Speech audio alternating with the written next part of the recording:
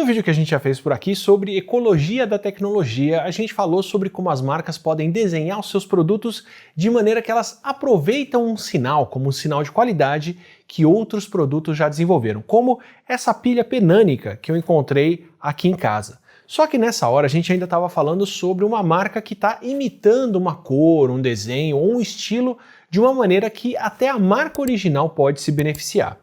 O que ficou de lado é o que acontece quando alguém copia uma ideia ou um produto ou uma marca descaradamente, como acontece na pirataria. Pirataria que é aquele termo que é usado desde pelo menos o século XVII para equiparar, copiar um produto ou um conteúdo ao ato de atacar violentamente e roubar navios. Mas será que eles são tão equivalentes assim? Será que a pirataria é tão ruim para quem faz o produto original ou a ideia copiada? Ou será que ela pode ser benéfica? Em teoria, ou pelo menos seguindo esse raciocínio que a gente deu no episódio sobre sinalização, um produto pirata diminuiria o valor do sinal de uma marca. Se você comprou um celular ou uma roupa falsificada, principalmente sem saber, e se esse celular der problema ou a roupa rasgar depois de algumas lavagens, você pode sair com a impressão de que aquele produto ou até aquela marca não são bons e nunca mais querer comprar deles. Com isso, você e a marca original saem prejudicados. A marca perde uma venda e você sai com um produto inferior ao que a marca podia oferecer. E só quem fez a falsificação e quem vendeu é que se deu bem. Mas na prática, as coisas são um pouquinho mais complicadas e até mais ricas e mais legais.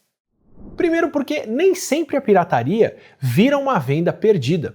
Consumir uma mídia pirata, como uma música ou um filme, ou até ter um livro copiado, pode servir na verdade como uma amostra grátis ou uma degustação que vai levar as pessoas a comprarem a versão original ou a versão legal depois que elas aprenderem a apreciar uma coisa que talvez nem fossem consumir se tivessem que pagar o preço cheio logo de cara.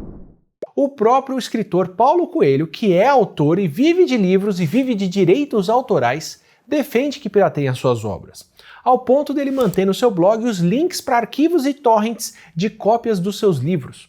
A lição veio da Rússia no caso dele. Quando o país começou a imprimir e vender as suas obras em 1999, uma crise de fornecimento de papel fez com que a tiragem do seu livro O Alquimista fosse bem pequena, com 3.000 exemplares na primeira impressão. Mas se a cópia impressa era difícil de achar, logo ele mesmo encontrou uma versão digital do Alquimista em russo circulando na internet, que ele também compartilhou.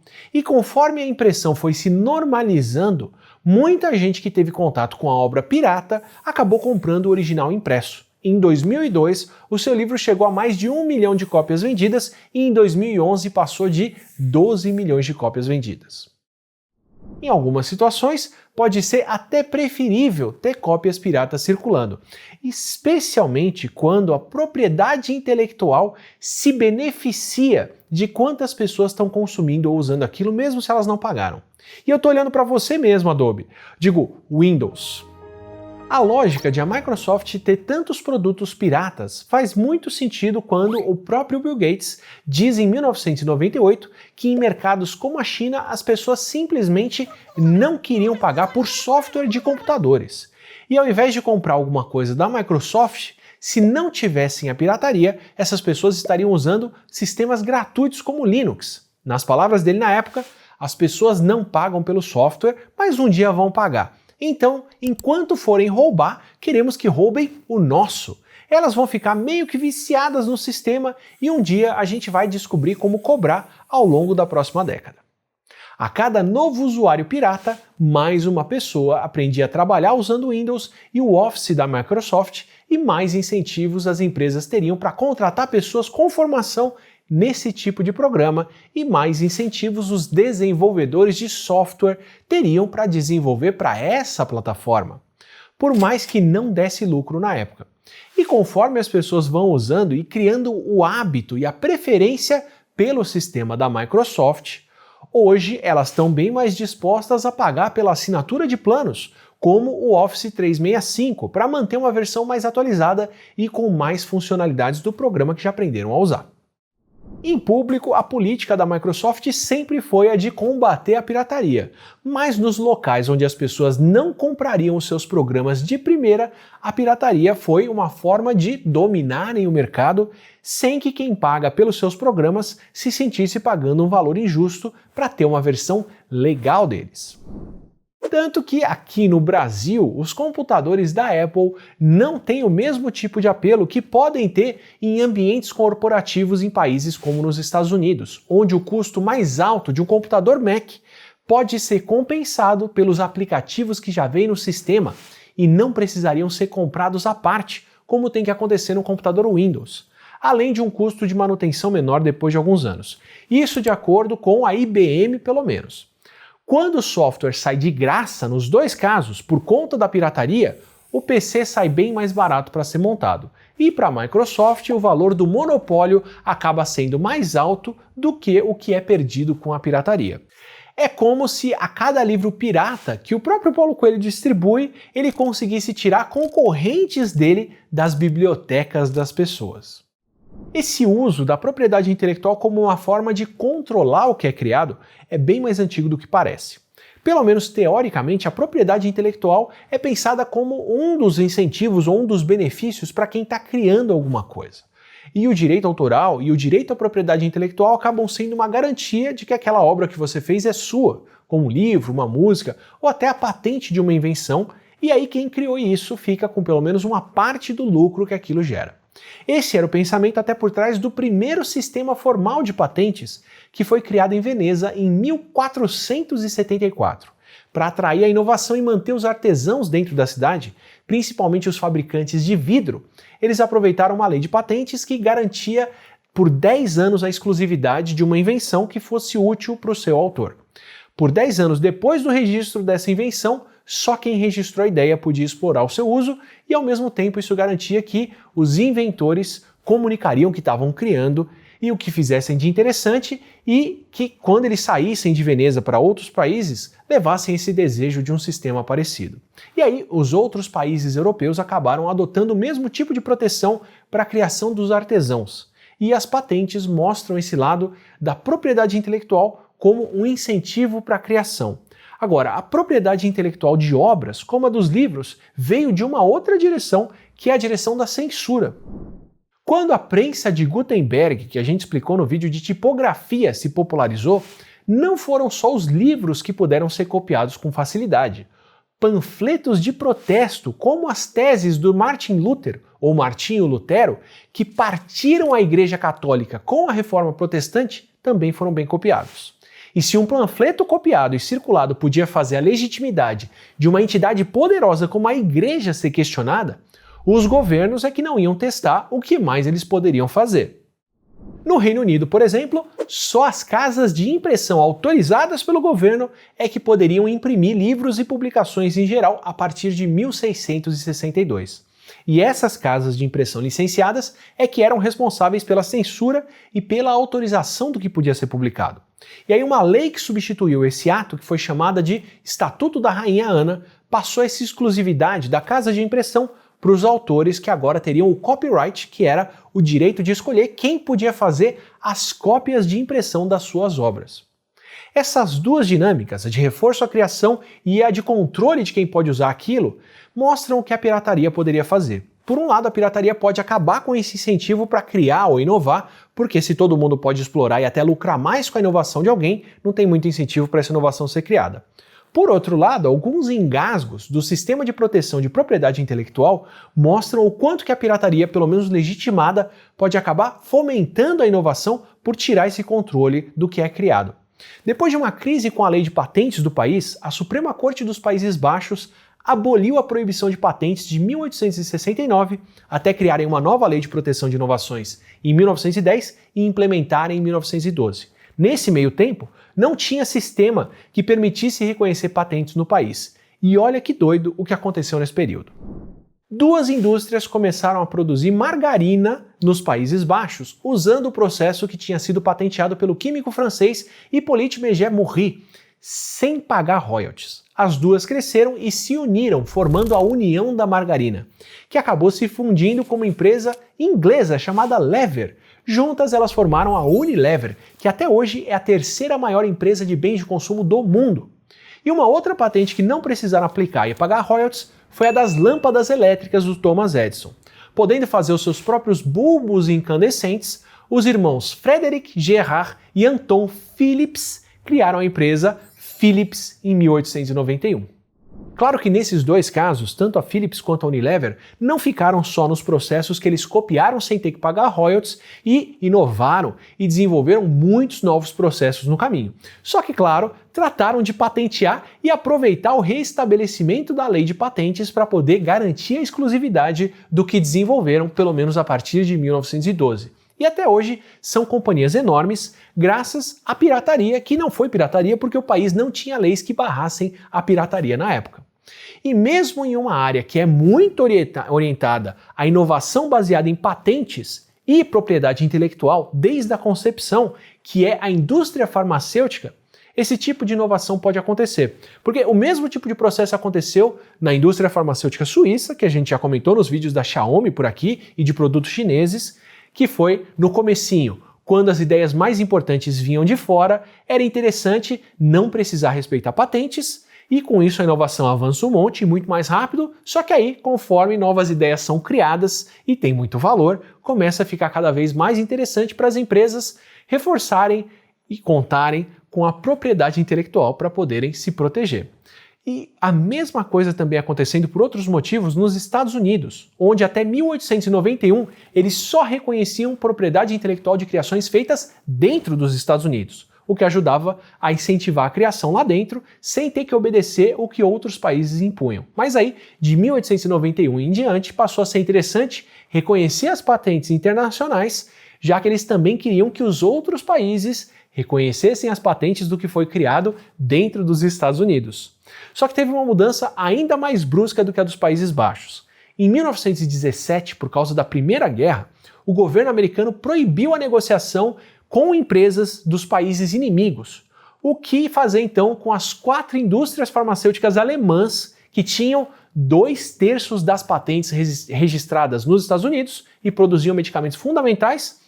Eles confiscaram as patentes que tinham sido depositadas no país e licenciaram obrigatoriamente para empresas americanas. Foi assim que a indústria farmacêutica americana cresceu e se tornou competitiva. A inovação americana cresceu por volta de 20% daí em diante e eles passaram a produzir as drogas sintéticas que seriam a base de vários antibióticos e de muitas vidas salvas, para logo depois patentearem e protegerem a própria produção. É bastante irônico hoje em dia ver um anúncio publicitário das aspirinas da Bayer de 1918 nos Estados Unidos, que eram as únicas genuínas, segundo o informe, feitas pela Bayer com garantia de pureza e com o símbolo em cruz da Bayer, sabendo que tanto o processo de fabricação quanto a marca de uma das drogas mais valiosas já feitas pela humanidade tinham sido confiscados e passados para uma empresa americana. E não é como se essa farmacêutica americana fizesse e vendesse o ácido acetil salicílico, que é o princípio ativo por trás da aspirina, como um medicamento genérico americano. Ela manteve o nome da aspirina e o nome e o logo da Bayer. Foi pirataria mesmo, só que legitimada pelo ato de guerra. Ao ponto que a marca só foi comprada de volta pela Bayer alemã em 1994, por $1 bilhão. Não que os alemães só tenham se dado mal com isso, tirando a compra da aspirina de lado. Se a inovação nos Estados Unidos foi acelerada 20% por causa desse processo, se estima que entre as empresas alemãs que foram as vítimas da história, o registro de patentes tem aumentado 30% depois disso. Provavelmente porque estavam correndo atrás do prejuízo. Ou seja, com precedente atrás de precedente, pelo menos no caso das patentes, a história é cheia de períodos de inovação que são acelerados quando elas deixam de ser reconhecidas e a pirataria deixa de ser pirataria para se tornar um processo legal. E de acordo com vários estudos, o efeito final da propriedade intelectual parece ser até positivo, só que pequeno e restrito aos países desenvolvidos, enquanto esse efeito pode ser negativo para os países em desenvolvimento, que vão depender de licenciar as patentes ou importar para poder produzir alguma coisa. A propriedade intelectual acaba sendo conveniente quando quem inova quer proteger o que desenvolveu e inconveniente para quem está querendo inovar e não tem acesso a isso. Por isso, algumas áreas aplicam até outros sistemas de propriedade intelectual ou de regulações bem mais informais. Movimentos como o Creative Commons e o Open Source propõem sistemas bem mais simples e mais abertos com direitos de uso, com diretrizes como se aquele conteúdo pode ser modificado ou não, quem recebe crédito por ele e para quais fins aquele conteúdo ou aquela criação podem ser usados. Ou os partidos políticos que defendem essas práticas e até o fim da propriedade intelectual sob o lema do Partido Pirata. Ou até sistemas como os ovos com maquiagem de palhaços ingleses, que servem como um arquivo que registra a pintura facial de cada palhaço para preservar a cultura e garantir que cada palhaço tem um rosto e maquiagem únicos. O que me traz de volta para uma coisa que eu falei logo no começo do vídeo, que é a cultura da pirataria e de como ela é tratada dentro da indústria de software. Primeiro porque grande parte da internet que a gente está usando aqui roda em computadores Linux, usando navegadores que dependem de sistemas e protocolos que também são abertos e de domínio público, como o HTTP, que gera links como o youtube.com, que você pode acessar do seu celular Android, que também é um sistema aberto baseado em Linux. Mas também porque, deixando de lado toda essa questão de patente e da propriedade intelectual dos softwares ou de um sistema operacional, da maneira como a programação em si é feita hoje em dia, a pirataria está no coração de como os programas são desenvolvidos. Ela é tão embrenhada que ela não é pirataria, é o compartilhamento voluntário de código. Ao contrário de muitas indústrias, como a indústria da música, onde algumas notas repetidas já podem configurar plágio e os artistas que usam trechos das músicas de outros, os samples, podem ter muitos problemas, na programação as pessoas compartilham o código que desenvolvem em fóruns, como o Stack Overflow. E a prática de copiar e colar o código que outros criaram não só é comum, ao ponto de eu fazer um vídeo sobre isso, como é maneira de trabalho. E se copiar a solução alheia pode parecer um atalho meio precário, um estudo do tipo e da qualidade dos códigos que são copiados por quem frequenta o Stack Overflow viu que os trechos copiados são geralmente pequenos, sem violações de regras e trechos de boa qualidade. Afinal, quem está compartilhando o que desenvolveu por lá está mostrando o que faz de melhor. E os comentários nas postagens também servem para avaliar e melhorar o que é compartilhado. Ou seja, não são só um ganho de tempo para quem não vai ficar precisando desenvolver uma solução que já tinha sido achada na marra. Também é um processo que melhora a qualidade dos programas que são desenvolvidos assim. A gente pode viver dentro de um sistema que é totalmente dependente de tecnologias baseadas em patentes e até na propriedade intelectual. Só que é a cultura da pirataria e do compartilhamento de informação que está acelerando esse desenvolvimento do software e viabilizando a nossa vida moderna, que é cada vez mais dependente de código e de programação. E como eu falei nesse vídeo, programação é a área que eu conheço que mais se beneficia do compartilhamento de informação. E olha que eu venho da área de ciências, que é movida por isso também, mas é uma área onde esse processo é muito mais demorado para a troca de ideias. Pensando nisso, se você quer firmar bem o pé na programação, não só fazendo os cursos certos, mas também conhecendo mais pessoas com quem você pode interagir, trocar ideias, experiências e voltar para saber sempre mais, experimenta conhecer a Alura, que é nosso parceiro de muito longa data.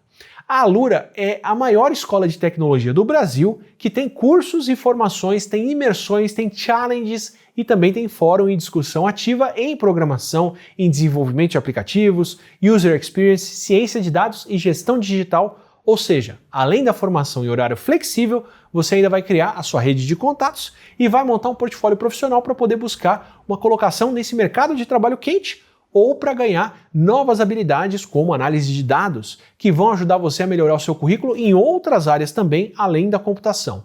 Então, aproveita o link que a gente deixa sempre na descrição do vídeo para ter 10% de desconto na sua matrícula e boa formação.